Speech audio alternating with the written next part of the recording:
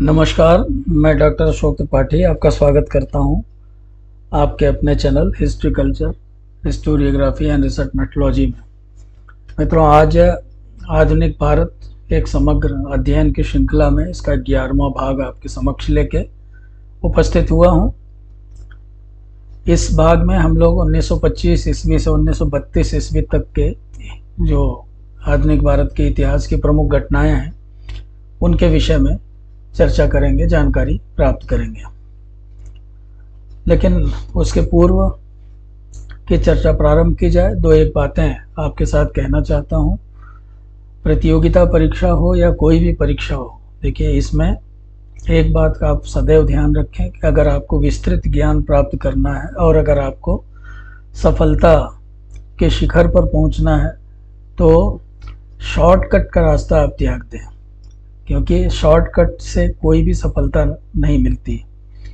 और अगर आप सफलता प्राप्त करना चाहते हैं तो आपको विस्तृत अध्ययन करना पड़ेगा और साथ ही साथ योजनाबद्ध तरीके से अध्ययन करना पड़ेगा। एक बात और आपसे कहना चाहता हूं कि कई बार क्या होता है कि एकेडमिक परीक्षाओं में बहुत अच्छा नंबर पाने वाले टॉपर्स है, 1 to 10 में रहने वाले, इस तरह के लोग जो है वो उतना ज़्यादा सफल नहीं हो पाते प्रतियोगिता परीक्षाओं में, जितना कि कई बार ऐसा देखने में आता है कि 50%, 52%, 55% पाने वाले विद्यार्थी इन परीक्षाओं में सफल हो जाते हैं।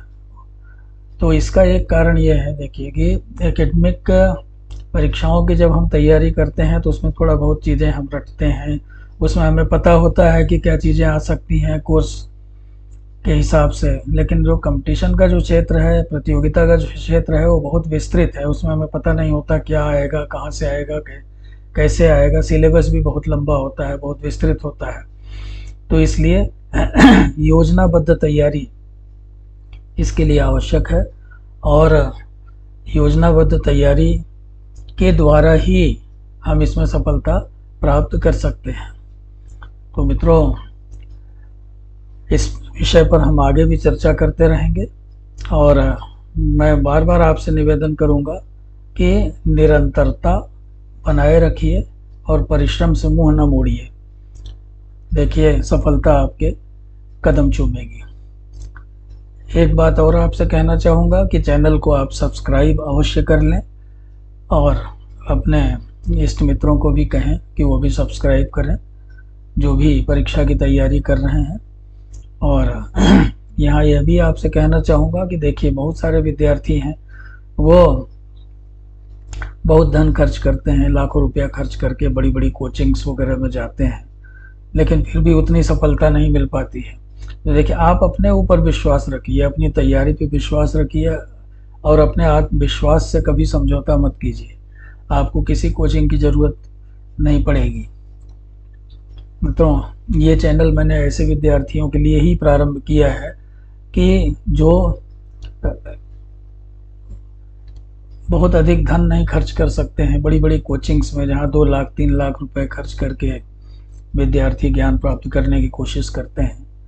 तो मैंने इसीलिए जो कंटेंट भी चुना है आपके लिए, वो कंटेंट भी इस तरह का है जो विभिन्न परीक्षाओं में पूछा जा रहा है। और ये जो सीरीज चल रही है, इस सीरीज में वस्तुनिष्ठ प्रश्न तो हैं ही, वस्तुनिष्ठ प्रश्नों के हिसाब से ही इसको बनाया है, लेकिन साथ ही साथ विस्तार से वो जो घटनाएं घटी हुई हैं बीच बीच में, उनकी जो मुख्य बातें हैं तो उनकी व्याख्या भी साथ में मैं करता जा रहा हूँ। तो आइए चर्चा प्रारंभ करते हैं 1925 से 1932 ईस्वी तक की घटनाओं की। मित्रों, 1925 ईस्वी में विट्ठल भाई पटेल सेंट्रल लेजिस्लेटिव असेंबली में स्पीकर निर्वाचित हुए। जैसा कि आपको पता है, 1919 ईस्वी में मॉन्टेगू चेम्सफोर्ड रिफॉर्म्स के रूप में गवर्नमेंट ऑफ इंडिया एक्ट आया था, जिसमें डायरकी की व्यवस्था की गई थी। तो ये स्पीकर का पद जो है वो बहुत ही महत्वपूर्ण होता है, जिसे आजकल जैसे आप कहते हैं लोकसभा अध्यक्ष, राज्यसभा अध्यक्ष होते हैं, तो उसी तरह से ये स्पीकर का पद था। विट्ठल भाई पटेल वल्लभ भाई पटेल के भाई थे। अंतर विश्वविद्यालय बोर्ड का निर्माण किया गया, जिससे विश्वविद्यालयों की जो कार्य प्रणाली थी उनको सुचारू बनाया जा सके। उदारवादी कांग्रेस का जो धड़ा था उसके एक बड़े प्रमुख नेता थे देशबंधु चित्तरंजन दास, जिनकी मृत्यु हो गई इसी साल 1925 में। और एक क्रांतिकारियों द्वारा जो मशहूर काकोरी कांड था वो भी इसी वर्ष हुआ। हिंदुस्तान रिपब्लिकन एसोसिएशन के सदस्यों राम प्रसाद बिस्मिल, अशफाक उल्ला खान, चंद्रशेखर आजाद, राजेंद्र लाहिड़ी, ठाकुर रोशन सिंह आदि के द्वारा 9 अगस्त 1925 को काकोरी ट्रेन डकैती की गई। काकोरी एक गांव का नाम है, जो शाहजहांपुर से ट्रेन आ रही थी, काकोरी के पास जो है इन्होंने उसको लूट लिया। उसमें एक खजाना जा रहा था तो उस खजाने को लूटा। कारण क्या था कि देखिए, क्रांतिकारी आंदोलन चलाने के लिए भी धन की ज़रूरत होती है, उन्हें बहुत सारे अच्छे किस्म के शस्त्रों वगैरह की ज़रूरत थी, साथ ही साथ अपने संगठन को चलाने के लिए भी धन की आवश्यकता थी। हालांकि बाद में बहुत सारे क्रांतिकारी पकड़े गए और उनको फांसी की सजा दी गई, लेकिन क्रांतिकारी आंदोलन में इस तरह का खतरा तो बना ही रहता है। 26 दिसंबर 1925 को भारत में एम एन राय द्वारा कानपुर नगर में कम्युनिस्ट पार्टी की स्थापना हुई। तो मित्रों, ये आप ध्यान रखें, कम्युनिस्ट पार्टी की स्थापना कब हुई? 1925 में। किसने की? एम एन राय ने की। कहाँ पे हुई? कानपुर नगर में हुई।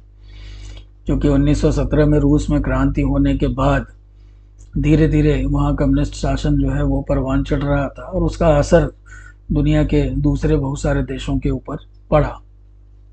तो बहुत सारे दूसरे देशों में भी जो है कम्युनिस्ट पार्टियां गठित हुई और साम्यवादी विचारधारा का प्रचार प्रसार बड़ी तेजी से हुआ। तो कांग्रेस का वार्षिक अधिवेशन कानपुर में हुआ, सरोजनी नायडू की अध्यक्षता में। आपसे पूछा जाता है महिला अध्यक्ष जो है सरोजनी नायडू कब बनी, किस अधिवेशन में बनी? तो कानपुर अधिवेशन में बनी। और अध्यक्ष आप यहाँ देखिए, कम्युनिस्ट पार्टी की स्थापना भी कानपुर में हुई थी। तो ये आप याद रखें। 1926 ईस्वी में हम आते हैं। इस साल की जो पहली महत्वपूर्ण घटना थी, 1926 में स्वराजियों द्वारा सेंट्रल असेंबली का बहिष्कार किया गया। 1926 से 1931 ईस्वी में लॉर्ड इरविन भारत का वायसराय बना। तो थोड़ी सी चर्चा हम लॉर्ड इरविन के बारे में कर लेते हैं। लॉर्ड इरविन जो है वो बड़ा ही योग्य प्रशासक था और भारत में आने के पहले लॉर्ड इरविन जो है वो काफ़ी अनुभव प्राप्त कर चुका था प्रशासन के का जहाँ तक संबंध है, उसके बारे में काफ़ी अनुभव प्राप्त कर चुका था। 1910 ईस्वी में वो मेंबर ऑफ पार्लियामेंट बन गया था और एक एमपी के रूप में जो है उसने अपनी प्रतिभा दिखाई थी। इसी तरह से 1917 में वो असिस्टेंट सेक्रेटरी बन गया मिनिस्ट्री ऑफ नेशनल सर्विस में। 1921 में उसका प्रमोशन हो गया अंडर सेक्रेटरी के पद पर और ये अंडर सेक्रेटरी जो है वो उसमें वो जो कॉलोनियल ऑफिस था उससे संबंधित विभाग में था। इसी तरह से आगे चल के वो प्रीवी काउंसिलर भी बना और बोर्ड ऑफ एजुकेशन का अध्यक्ष भी बना 1922 में। इसके कुछ समय बाद उसे जो है minister of agriculture and fisheries बनाया गया, यानी कृषि और मत्स्य विभाग का अध्यक्ष उसको बनाया गया और मंत्री बनाया गया। उसके बाद 2 साल बाद जो है वो भारत में वायसराय नियुक्त हुआ। लॉर्ड रीडिंग जो है वो उनकी जगह पे अब लॉर्ड इरविन को वायसराय बनाया गया। तो वो इंग्लैंड से 1926 ईस्वी में अप्रैल में 1926 ईस्वी में इंग्लैंड से रवाना हुए और फिर बाद में आके भारत पहुंच करके उन्होंने वायसराय का पद संभाला। तो लॉर्ड इरविन ने काफ़ी सहायता की। एक तरह से मॉन्टेगू चेम्सफोर्ड रिफॉर्म्स जो हुए थे उसको लागू करने में उनका काफ़ी योगदान रहा और साथ ही साथ उनके समय में बहुत सारी घटनाएं घटी, तो उसके ऊपर हम लोग आइए चर्चा करते हैं। कांग्रेस का वार्षिक अधिवेशन हुआ गुवाहाटी में, और ये अधिवेशन जो है ये एम श्रीनिवास आयंगर की अध्यक्षता में संपन्न हुआ। अब दूसरी जो लॉर्ड इरविन के समय में जो घटना हुई वो घटना है साइमन कमीशन की स्थापना। या साइमन कमीशन की घोषणा होते ही जो है वो भारत में काफ़ी खलबली मच गई। तो आइए थोड़ा सा साइमन कमीशन क्या है इसके बारे में जान लेते हैं। तो साइमन कमीशन के अधिनियम में एक्चुअल में 1919 ईस्वी का जो मॉन्टेगू चेम्सफोर्ड रिफॉर्म या गवर्नमेंट ऑफ इंडिया एक्ट बनाया गया था, उसमें यह व्यवस्था की गई थी कि 10 वर्ष तक कार्य कर लेने के पश्चात इंग्लैंड की सरकार एक कमीशन के द्वारा इसकी जांच करवाएगी कि अधिनियम में क्या क्या परिवर्तन किए जाएं। तो भारतीय नेता द्वैध शासन की योजना को मूल रूप से अपर्याप्त समझते थे, वो उसमें परिवर्तन चाहते थे, लेकिन इंग्लैंड की सरकार जो थी वो उनकी मांगों पे ध्यान नहीं देती थी, उसमें कोई परिवर्तन नहीं करना चाहती थी। तो अचानक 8 नवंबर 1927 को इंग्लैंड के प्रधानमंत्री ने एक कमीशन की नियुक्ति की घोषणा कर दी, जिसे साइमन कमीशन कहा गया।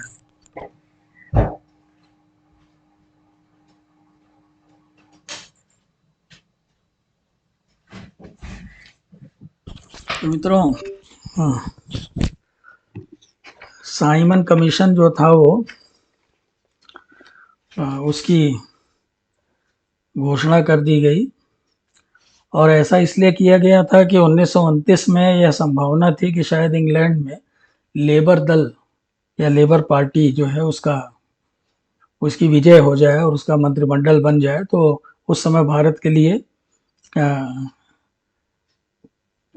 जो आप कह सकते हैं कि उसका मंत्रिमंडल बनने के बाद भारत के लिए नियुक्ति कमीशन जो नियुक्त किया गया है साइमन कमीशन, शायद वो भारतवासियों को अधिक अधिकार प्रदान कर दे। तो इसलिए वो लोग ये चाहते थे कि लेबर पार्टी के सत्ता में आने के पहले ही कमीशन बना दिया जाए। तो इसीलिए कमीशन 2 साल पहले ही नियुक्त कर दिया गया। तो यह कमीशन साइमन कमीशन इसलिए कहा गया क्योंकि इसके जो अध्यक्ष थे वो सर जॉन साइमन थे, सर जॉन साइमन। और इसके अलावा उसमें 6 सदस्य और थे। सर जॉन साइमन के अलावा Clement Attlee, Harry Levy Lawson, Edward Cadogan, Vernon Hartshorn और जॉर्ज लेन फॉक्स। तो ये सभी जो है वो इसमें लॉसन को छोड़कर के सभी एमपी थे। तो कमीशन की नियुक्ति का सारे भारतवासियों ने विरोध किया। एक्चुअल में आप एक तरह से कह सकते हैं कि चौरी चौरा कांड के बाद जो एक राष्ट्रीय आंदोलन में ठहराव सा आ गया था, तो अब एक बार फिर से हलचल प्रारंभ हो गई साइमन कमीशन आने के बाद, और एक तरह का जो अंधकार सा छा गया था, तो अब एक बार फिर से भारत जैसे अंधकार से बाहर निकल आया हो और राजनीतिक संघर्ष के एक नए युग का प्रारंभ हुआ। तो ये कमीशन जो कि भावी संवैधानिक सुधारों के विषय में विचार विमर्श करने के लिए बनाया गया था। तो लेकिन भारतवासियों ने इसका विरोध किया कि इसमें कोई भी, इसके सारे सदस्य जो थे वो अंग्रेज थे, इसमें कोई भी भारतीय सदस्य नहीं था। तो भारतवासियों को ये मंजूर नहीं था कि कोई विदेशी जो है वो उनका भविष्य तय करे। तो परिणामतः अधिकांश भारतीय जो राष्ट्रीय नेता थे उन्होंने इस कमीशन के बहिष्कार का निर्णय लिया। तो देश भर के जो विभिन्न समूह थे, विभिन्न गुट थे, वो सब जो है इस बात पे एक हो गए। तो मित्रों, कमीशन की जो खास बात थी वो भी आपको बताएं कि 3 फरवरी 1928 को साइमन कमीशन बम्बई आया जब, तो उसका देशव्यापी विरोध हुआ। तो इस उस समय जो राष्ट्रीय आंदोलन बहुत आगे बढ़ चुका था, और तो ये जो कमीशन था जब ये भारत आया, तो भारत आने पर जो है वो सर्वत्र इसका विरोध किया गया। इसको ये कहा गया साइमन गो बैक। तो कांग्रेस का जो वार्षिक अधिवेशन हुआ था मद्रास में एम ए अंसारी के अध्यक्षता में, तो उसमें भी ये निर्णय लिया गया था कि हर चरण और हर रूप में साइमन कमीशन के बहिष्कार किया जाएगा। और मुस्लिम लीग, हिंदू महासभा इत्यादि भी जो है वो कांग्रेस के साथ हो गए थे। मुस्लिम हिंदू महासभा जो है इसकी स्थापना 1915 में मदन मोहन मालवीय ने की थी, और ये भी धीरे धीरे एक बड़े संगठन के रूप में उभर रहा था। तो इस तरह से सभी ने साइमन कमीशन के विरोध का निर्णय लिया, और साइमन गो बैक के नारों से उस समय भारतवर्ष गूंज रहा था।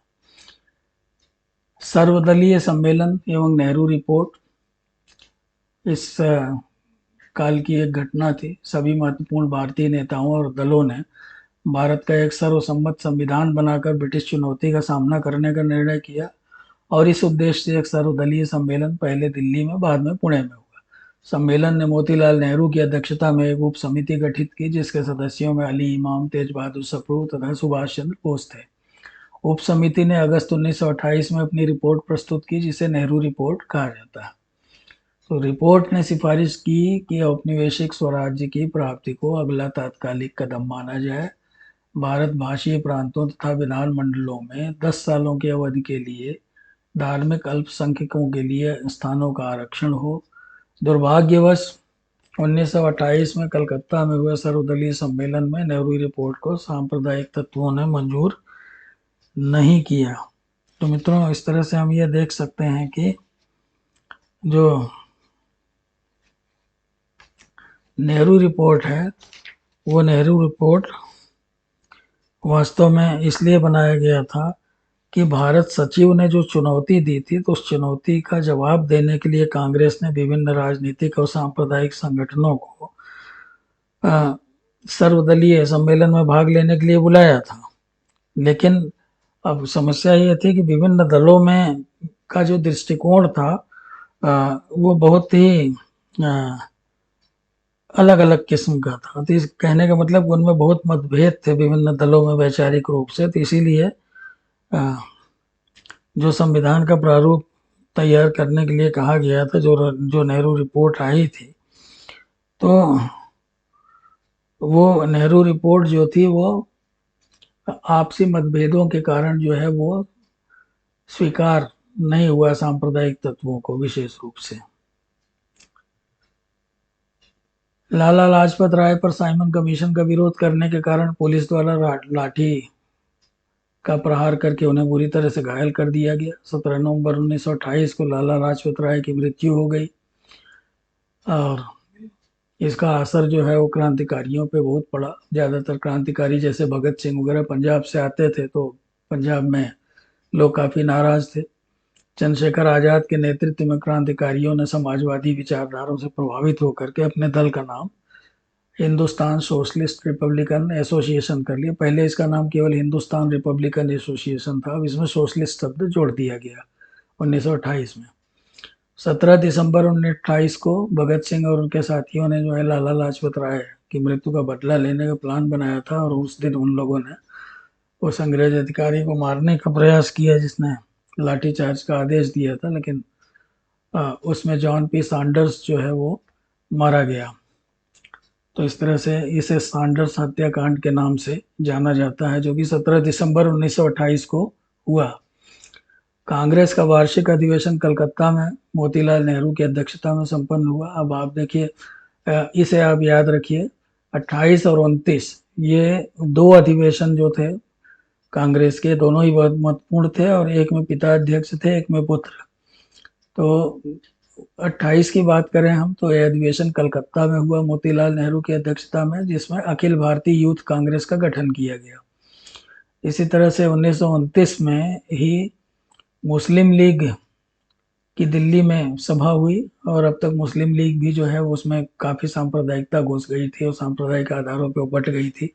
मोहम्मद अली जिन्ना जो है खुद सांप्रदायिक विचारधारा से ग्रस्त हो गए थे, और उन्होंने अपनी 14 सूत्री मांगे पेश की, जिसमें खास बात यह थी कि उसमें पृथक निर्वाचक क्षेत्र मांगे गए थे। केंद्रीय विधानमंडल में मुसलमानों के लिए 1/3 आरक्षण मांगा गया था। बंगाल एवं पंजाब के विधानमंडलों में जनसंख्या के अनुपात में मुसलमानों के लिए आरक्षण स्थानों के आरक्षण की बात कही गई थी तथा अवशिष्ट शक्तियां प्रांतों को देने की मांग की गई थी। तो इस तरह से जिन्ना के 14 सूत्र की ये विशेषता थी। मित्रों 1929 में खान अब्दुल गफ्फार खान ने उत्तरी पश्चिमी सीमा प्रांत में खुदाई खिदमतगार आंदोलन प्रारंभ किया, जो कि ब्रिटिश हुकूमत के विरुद्ध एक अहिंसक आंदोलन था। और 8 अप्रैल को ही भगत सिंह एवं बटुकेश्वर दत्त ने सेंट्रल लेजिस्लेटिव असेंबली में बम फेंका और वो पब्लिक सेफ्टी बिल पास किए जाने का विरोध कर रहे थे। उनका ये कहना था कि बहरों को सुनाने के लिए धमाके की जरूरत होती है। तो इसलिए मित्रों ये धमाका उन्होंने किया और वो भागे नहीं, उन्होंने अपने विचारों को कुछ पर्चों के माध्यम से लोगों के बीच में प्रसारित किया। उन्होंने वहां पर्चे फेंके और अपने आप को गिरफ्तार करा दिया। पूर्ण स्वराज 1929 में, अभी मैंने आपसे कहा कि पिता पुत्र अध्यक्ष हुए बारी बारी से, एक 1928 में, एक 1929 में। तो 1929 का जो लाहौर अधिवेशन था कई मानों में बहुत ही महत्वपूर्ण था, जो कि आप ध्यान रखें। एक तो ये जवाहरलाल नेहरू की अध्यक्षता में हुआ, वह अपने पिता से अध्यक्षता ली। इस अधिवेशन में काफ़ी बड़ी बड़ी घोषणाएं की गई, जैसे पूर्ण स्वराज को कांग्रेस का लक्ष्य घोषित किया गया। अब यह तय किया गया कि अंग्रेजों से पूर्ण स्वराज ही मांगा जाएगा, यानी होम रूल की मांग होगी कि हमें अपना राज्य दे दिया जाए, इससे कम पे समझौता नहीं होगा। दूसरी बात यह थी कि भारत का एक झंडा फहराया गया, तिरंगा। 31 दिसंबर 1929 को जो स्वतंत्रता का नवग्रहित तिरंगा था उसको फहराया गया। और उसके अलावा ये तय किया गया कि प्रतिवर्ष 26 जनवरी को अब स्वतंत्रता दिवस मनाया जाएगा। तो 26 जनवरी 1930 के दिन स्वतंत्रता दिवस मनाने का निश्चय किया गया और इस दिन को प्रतिवर्ष स्वतंत्रता दिवस के रूप में मनाया जाने लगा। जैसे आप देखते हैं कि भारत का जो संविधान लागू हुआ वो 26 जनवरी को लागू हुआ, तो उसका यही कारण था कि यह दिन बड़ा महत्वपूर्ण था, क्योंकि आज़ादी से पहले प्रतिवर्ष इस दिन स्वतंत्रता दिवस मनाया जाता था। तो 1930 ईस्वी में 26 जनवरी को, जैसे कि लाहौर कांग्रेस में घोषणा की गई थी, स्वतंत्रता दिवस मनाया गया। जगह जगह जुलूस निकाले गए, प्रभात फेरियां निकाली गई, देशभक्ति गीत गाए गए, भारतीय झंडा तिरंगा लहराया गया। तो स्वतंत्रता दिवस के रूप में इस दिन काफ़ी हलचल रही। उसके बाद मित्रों दांडी यात्रा, जो कि बहुत ही महत्वपूर्ण है। गांधी जी जो थे, इसको द्वितीय सविनय अवज्ञा आंदोलन भी कहा जाता है, दांडी यात्रा को। इसके पहले गांधी जी जो थे उन्होंने वायसराय के समक्ष अपनी कुछ मांगे प्रस्तुत की, क्योंकि इस समय आंदोलन बहुत तीव्र हो गया था, राष्ट्रीय आंदोलन तेज हो रहा था, अनेक घटनाएं घट रही थी। तो गांधी जी ने वायसराय को पत्र लिखा और अपनी 11 मांगे उनके सामने रखी। इसमें अधिकांश मांगे जो थी वो यही थी कि मादक वस्तुएं जो हैं उनके ऊपर प्रतिबंध लगाया जाए, रुपए और स्टर्लिंग जो है ब्रिटेन की मुद्रा थी, कि दोनों के अनुपात में संशोधन किया जाए, और जो किसानों से लगान वसूला जाता था उसमें कमी की जाए, नमक कर समाप्त किया जाए, सेना और शासन के जो खर्चे थे उसको कम किया जाए, विदेशी कपड़ों के ऊपर कर लगाया जाए, और पोस्टल रिजर्वेशन प्रस्ताव को स्वीकार किया जाए। उसी तरह से राजनीतिक बंदी, ऐसे राजनीतिक बंदी जो अहिंसक आंदोलन में शामिल होने के कारण बंदी बनाए गए थे, उनको छोड़ दिया जाए, क्योंकि उन्होंने किसी हिंसा में भाग नहीं लिया था। साथ ही साथ गुप्तचर विभाग समाप्त कर दिया जाए और लोगों को आत्मरक्षा के लिए हथियार वगैरह दिए जाए। तो इस तरह के उनका या हथियारों के लाइसेंस दिए जाए। तो इस तरह की 11 मांगे गांधी जी ने वायसराय के समक्ष रखी, लेकिन वायसराय ने उन मांगों को मानने से अस्वीकार कर दिया। तो गांधी जी ने सविनय अवज्ञा आंदोलन प्रारंभ करना उचित समझा और सबने अवज्ञा आंदोलन जो है वो कांग्रेस की जो कार्यकारिणी समिति थी उसने गांधी जी को अनुमति प्रदान कर दी इसकी। तो गांधी जी ने सविनय अवज्ञा आंदोलन का प्रारंभ किया। 12 मार्च से 5 अप्रैल 1930 तक गांधी जी ने अपने प्रसिद्ध दांडी यात्रा के द्वारा द्वितीय सविनय अवज्ञा आंदोलन का प्रारंभ किया। वो अपने साथ अपने चुने हुए 78 अनुयायियों को लेकर साबरमती आश्रम से निकले और गुजरात के समुद्र तट पर स्थित दांडी गांव की लगभग 200 किलोमीटर की यात्रा उन्होंने की और नमक कानून को तोड़ा। तो इसे नमक सत्याग्रह भी कहा जाता है। नमक सत्याग्रह में महिलाओं ने काफ़ी बढ़ चढ़ के हिस्सा लिया और देश भर में इसकी काफ़ी गूंज रही। अंग्रेजों को लगता था कि नमक बनाने चले हैं, ये दांडी यात्रा से कुछ नहीं होने वाला है, लेकिन इसने पूरे देश की राजनीति में हलचल मचा दी। तो इस आंदोलन में खान अब्दुल गफ्फार खां और उनके समर्थक खुदाई खिदमतकार जो थे वो सीमांत प्रदेशों में बहुत आगे रहे और उनको सीमांत गांधी कहा जाने लगा। तेज बहादुर सरफू, डॉक्टर जयशंकर आदि ने समझौता कराने का प्रयास किया, लेकिन ये संभव नहीं हुआ और सरकार जो थी वो उसने आंदोलनकारियों के ऊपर लाठीचार्ज किए, काफ़ी उनका दमन किया। बहुत सारे लोग, ऐसा कहा जाता है कि करीब 1 लाख लोग जो है वो गिरफ्तार हुए। तो ये आंदोलन चलता रहा। अब ये था कि भाई आंदोलन चल रहा था तो ऐसे समय में कुछ और घटनाएं हो रही थी देश में, क्रांतिकारी घटनाएं। जैसे 18 अप्रैल 1930 को इंडियन रिपब्लिकन आर्मी एक क्रांतिकारी संगठन था बंगाल का, तो उसमें उसके सदस्यों ने सूर्यसेन के नेतृत्व में चितगांग या चटगांव शस्त्रागार पर छापा मारा और भारत का ध्वज फहराया। तो वो कम्युनिस्ट विचारधारा के थे वो लोग और आयरलैंड के क्रांतिकारियों से प्रेरित थे। तो बहुत से क्रांतिकारी पकड़े गए और उनको फांसी दे दी गई। तो यहाँ एक बात ये ध्यान में रखने की है कि भारतीयों के बीच से ही, क्रांतिकारियों के बीच से ही कुछ गद्दार निकल आते थे। यही भगत सिंह वगैरह के साथ भी हुआ था, खुस्सर का ही गवाह बन गए थे उस समय। तो सूर्यसेन अपने ही एक साथी की गद्दारी और मुखबिरी के कारण पकड़े गए और 12 जनवरी 1934 को सूर्यसेन को फांसी दे दी गई। तो मित्रों, ब्रिटिश सरकार ने जब देखा कि भाई ये आंदोलन थमने का नाम नहीं ले रहा, तो उन्होंने ये सोचा कि कुछ ऐसा किया जाए जिससे कि जो कांग्रेस है या भारतीय लोग जो हैं उनसे कुछ बातचीत हो सके। तो इसलिए उन्होंने जो है गोलमेज सम्मेलन का आयोजन किया। तो वास्तव में गोलमेज सम्मेलन के द्वारा जो है वो भारतीय नेताओं से बातचीत करना चाहते थे।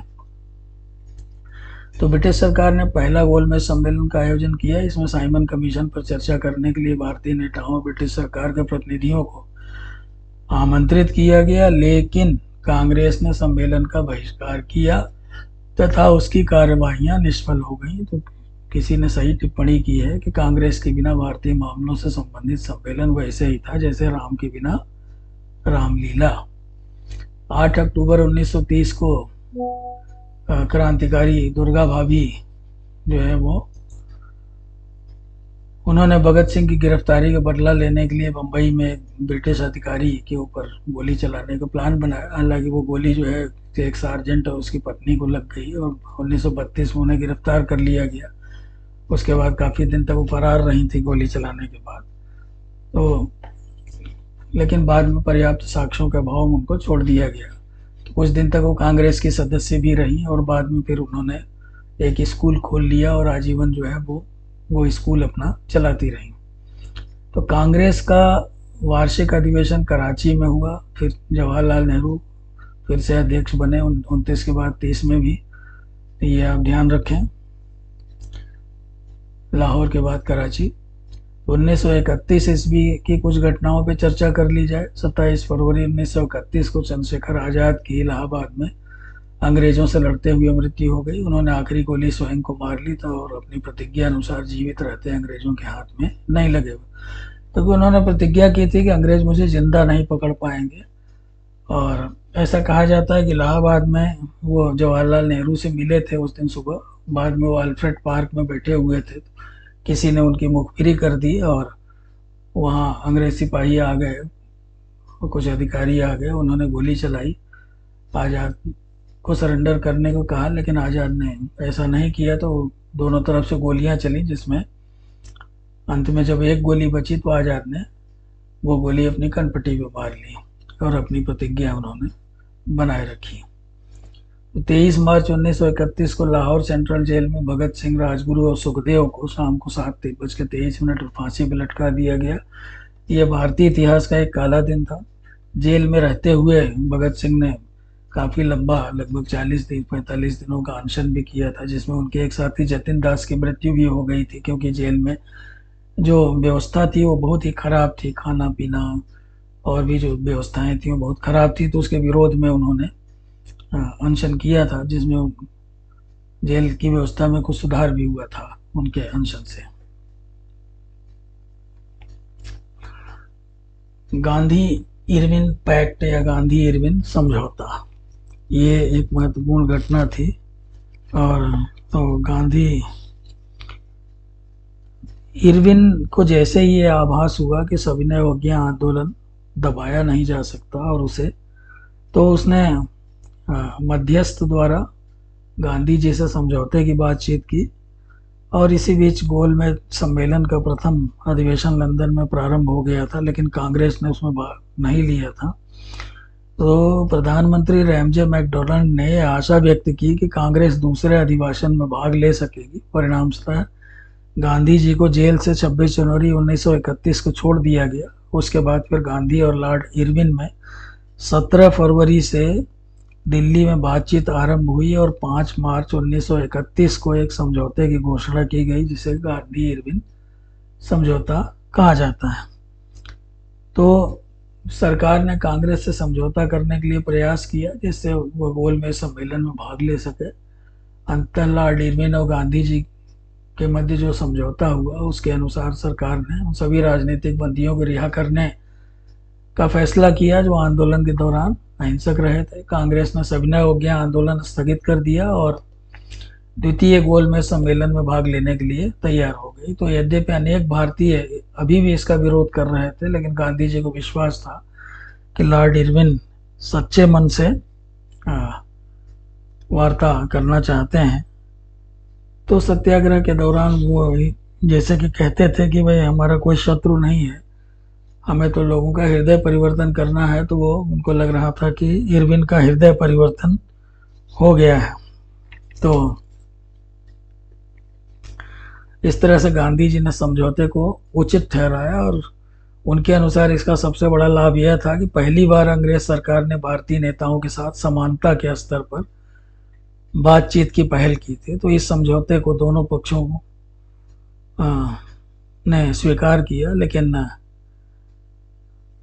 जवाहरलाल नेहरू जो थे वो इस समझौते से बहुत दुखी थे, क्योंकि 1 साल भर के प्रयत्न के पश्चात अब पूर्ण स्वराज का लक्ष्य व्यावहारिक रूप से छोड़ दिया गया था। तो गांधी जी 3 क्रांतिकारियों भगत सिंह, राजगुरु और सुखदेव को दिए गए मृत्युदंड में भी कुछ नहीं करवा सके। उनका जो मृत्युदंड था उसको भी रुकवा नहीं, उनकी फांसी नहीं रुकवा सके। तो गांधी जी द्वारा किए गए समझौते से युवा वर्ग जो था वो भी बहुत असंतुष्ट था। वो दूसरी ओर इरविन की नीति जो थी वो उससे ब्रिटिश नौकरशाही जो थी वो भी काफ़ी खफा थी।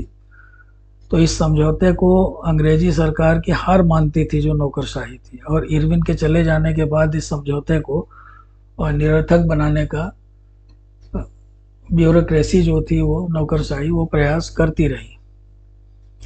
तो गांधी इरविन समझौते के पीछे की कहानी ये थी। अब आप देखिए, द्वितीय गोलमेज सम्मेलन में भाग लेने के लिए गांधी जी 1931 में इंग्लैंड के लिए रवाना हो गए। सम्मेलन में उन्होंने अपना पक्ष जोरदार ढंग से रखा, लेकिन अब चूंकि 1929 में लाहौर कांग्रेस में यह तय किया गया था कि पूर्ण स्वराज से कम पे बात नहीं होगी, तो उनकी जो पूर्ण स्वराज की मांग थी या स्वराज देने की बुनियादी मांग थी उसको अंग्रेजों ने स्वीकार नहीं किया। तो उनके वापस आने पर कांग्रेस ने सविनय अवज्ञा आंदोलन फिर से प्रारंभ कर दिया। तो कांग्रेस का वार्षिक अधिवेशन जो है वो 1931 में कराची में सरदार वल्लभ भाई पटेल की अध्यक्षता में संपन्न हुआ। अब आ जाइए, थोड़ा सा हम लोग जो है चर्चा कर लें लॉर्ड विलिंगडन के ऊपर। मित्रों, लॉर्ड विलिंगडन भारत का वायसराय बना 1931 में। वो इरविन का उत्तराधिकारी बना। और तो लॉर्ड विलिंगडन बहुत ही योग्य व्यक्ति था और बहुत ही अनुभवी व्यक्ति था। 12 सितंबर 1866 को उसका जन्म हुआ था। वो फ्रेडरिक फ्रीमैन उसके फादर का नाम था। और उसकी जो शिक्षा दीक्षा हुई वो एटन और कैम्ब्रिज में हुई। और 1892 ईस्वी में उसका विवाह हुआ। और 1895 में लॉर्ड ब्रेसी जो है जब विक्टोरिया के गवर्नर बनाए गए तो वेलिंगटन उनके एडीसी के रूप में उनके साथ रहा। और इंग्लैंड आने के बाद फिर वो मेंबर ऑफ पार्लियामेंट बन गया। और उसने एक पार्लियामेंटेरियन के रूप में अपनी क्षमता प्रदर्शित की कि वो बहुत ही श्रीउड किस्म का व्यक्ति था। 1905 से 1912 के बीच में जो है वो उसने junior Lord of the treasury के रूप में काम किया। 1913 में उसे बम्बई का गवर्नर बना दिया गया। बाद में 1918 में उसे मद्रास का गवर्नर बनाया गया। और दोनों ही प्रेसिडेंसियों में उसने बहुत ही योग्यता से काम किया। और वो अपनी पत्नी को अपना इंस्पिरेशन मानता था। उसने कहा भी था कि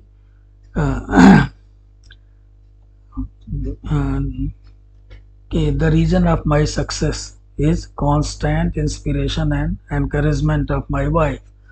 वो कहता था कि मेरी पत्नी की निरंतर प्रेरणा और प्रोत्साहन मेरी सफलता का कारण रही है।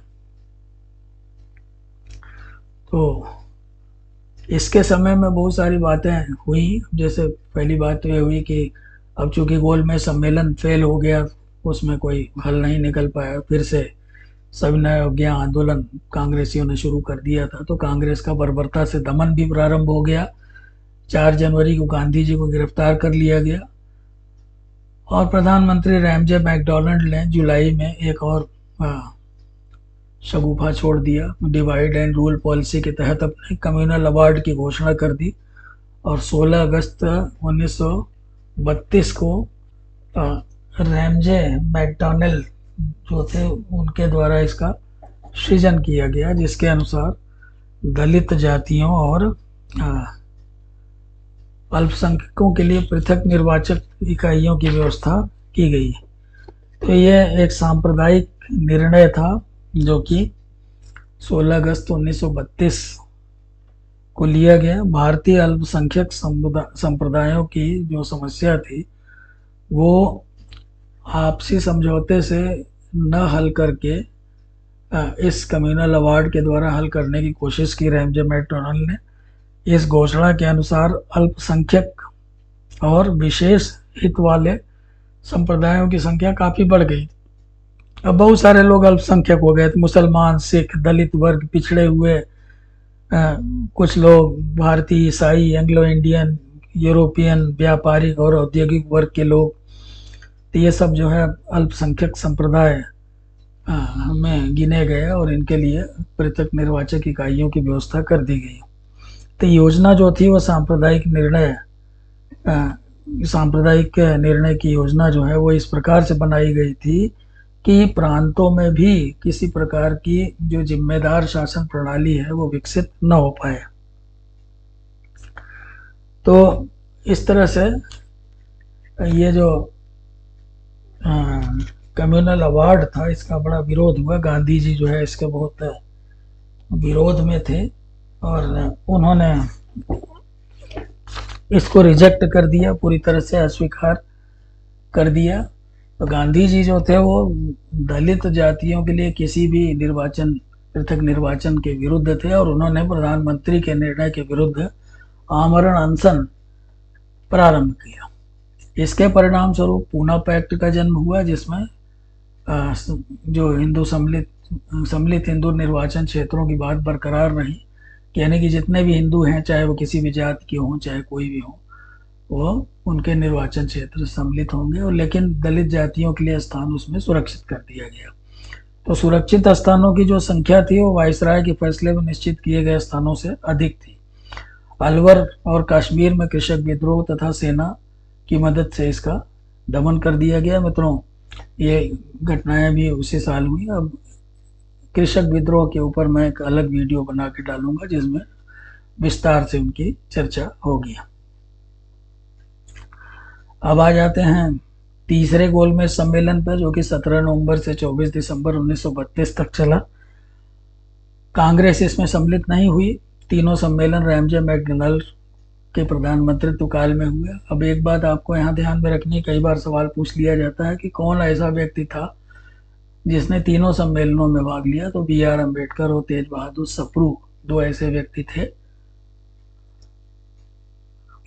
जिन्होंने तीनों गोलमेज सम्मेलनों में भाग लिया था। कांग्रेस का वार्षिक अधिवेशन दिल्ली में मदन मोहन मालवीय की अध्यक्षता में संपन्न हुआ। तो इस तरह से मित्रों, उम्मीद है कि आपको ये वीडियो पसंद आई होगी, चर्चा पसंद आई होगी। ये चर्चा आगे भी जारी रहेगी। अगला एपिसोड लेके 1-2 दिन में फिर से उपस्थित होता हूँ। तब तक के लिए नमस्कार, शुभ रात्रि, धन्यवाद। चैनल को सब्सक्राइब अवश्य करें। पुनः मेरी अपील है, को लाइक भी करें और अपने कमेंट भी लिखें। पुनः धन्यवाद।